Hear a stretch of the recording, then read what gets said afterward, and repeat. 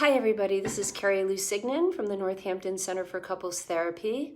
It's day 2 and I'm in San Antonio, Texas, as some of you know, and I'm training with the Daring Way community, which is an organization that has come out of the research of Dr. Brene Brown, who has become increasingly known, I think somewhat famous, but still not totally famous for her research around shame and vulnerability and the implications that this research has for our life, how we can use it to live a better life, to live more wholeheartedly, and ideally suffer less. And of course, one of the reasons I'm interested in it is because it is very relevant to couples. It's very relevant to relationships.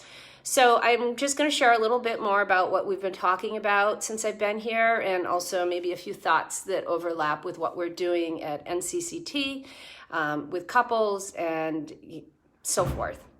So this morning, what we're really focusing on is looking at defenses. Brene calls them armor. And I think it's fair to say that there's an assumption made that I just want to give words to, which is that I think the assumption that people make is that it's a good idea to let go of armor, that it's a good idea to be less defended in the world. And the first thing I want to say is yes and no. I'm very much a trauma-informed therapist, and increasingly as I evolve in my own career and in this work, I'm particularly passionate about looking at how trauma impacts us in our relationships, to our significant others, to our children, to our colleagues, to our friends, to ourself first and foremost. And so I'm going to glance down at notes a little, so bear with me. So, I think that it's fair to say that, and this is actually Brene's quote, one of the greatest casualties of trauma is vulnerability. I just want to say that again. I really want to have you let that sink in because I think it's huge. One of the greatest casualties of trauma is vulnerability. And so for those of us who have experienced trauma, whether it's capital T or small t, it is so natural and so understandable, and I'd argue even healthy, to not want to be vulnerable, to want to feel protected. So why then? Why, you might ask, am I going to now go on to advocate for vulnerability? Well, here's the thing. Vulnerability is associated with all the good stuff. It's associated with love. It's associated with connection. It's associated with trust. It's associated with creativity.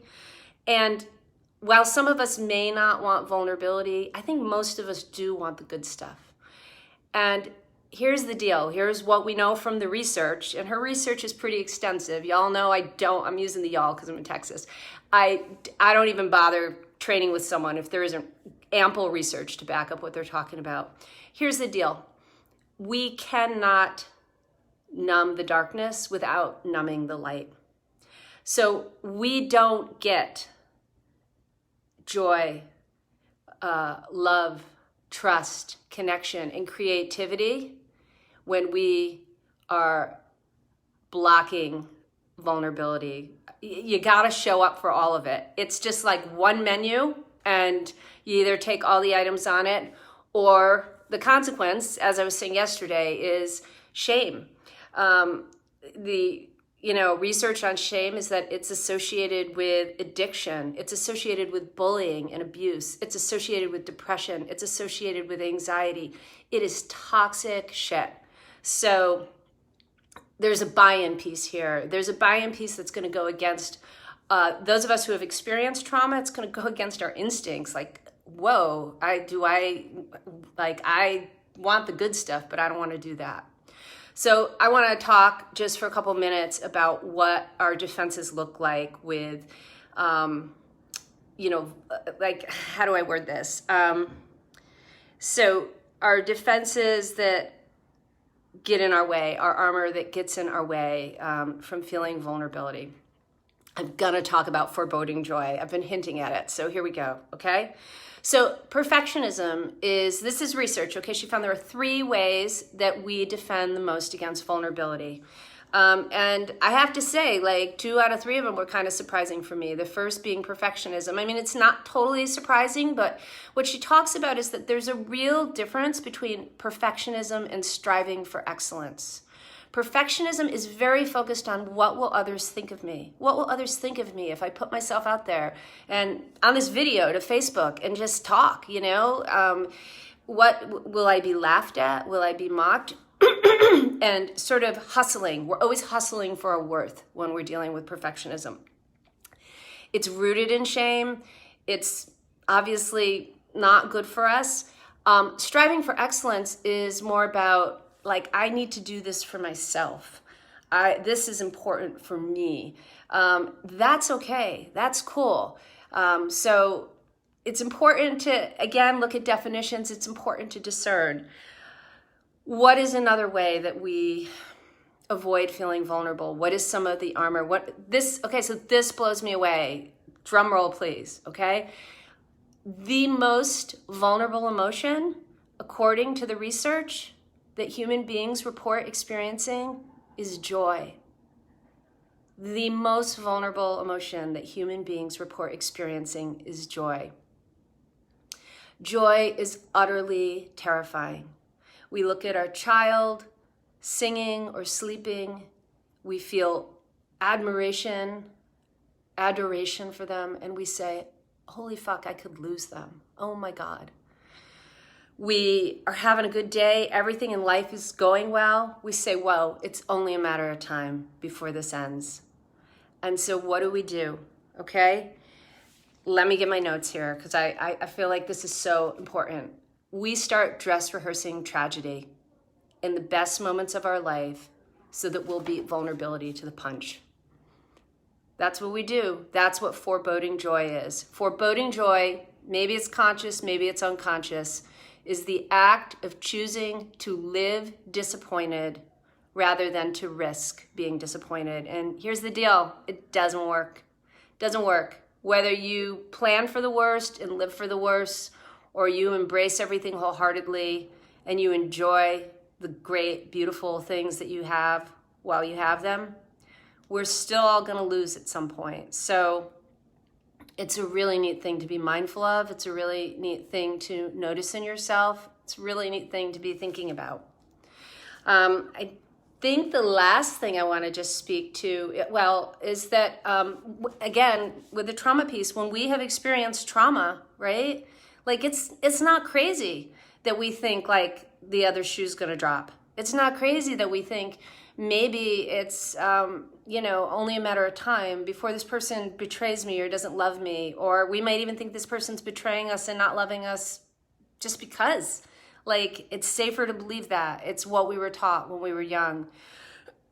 So it makes sense that we go to foreboding joy, especially when we have a trauma history. But it has a self-fulfilling prophecy component to it.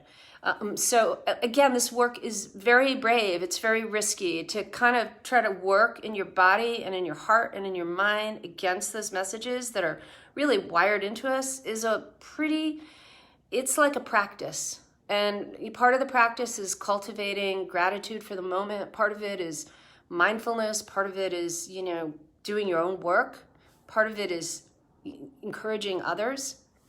The third way people avoid vulnerability that showed up in the research is numbing. That one's not so surprising, right? Like numbing through addiction. And, like she says, addiction may seem like it only hits a small percentage of the population if we're just looking at drugs and alcohol. But when we start to layer in, the way that we habitually turn to our devices, when we start to layer in how work for some people can be an addiction, when we start to layer in how rage and anger can be an addiction and really a defense against feeling vulnerable, there's actually a lot more to it. And I think probably we all numb to some extent, and the question is, to what degree and what to do with it.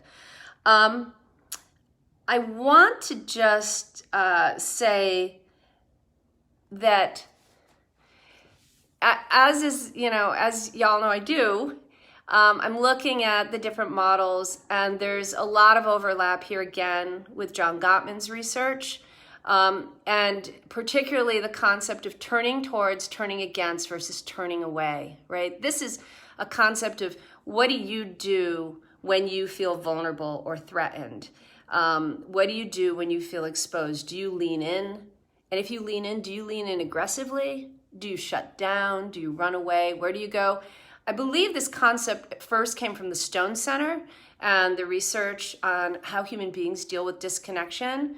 So Gottman has taken that research and he's applied it to sort of what do we do in our relationship when our partner is saying something, making a bid to connect with us, whether it's about conflict, I would say, or something positive. Do we lean in? Do we turn away? Do we turn against?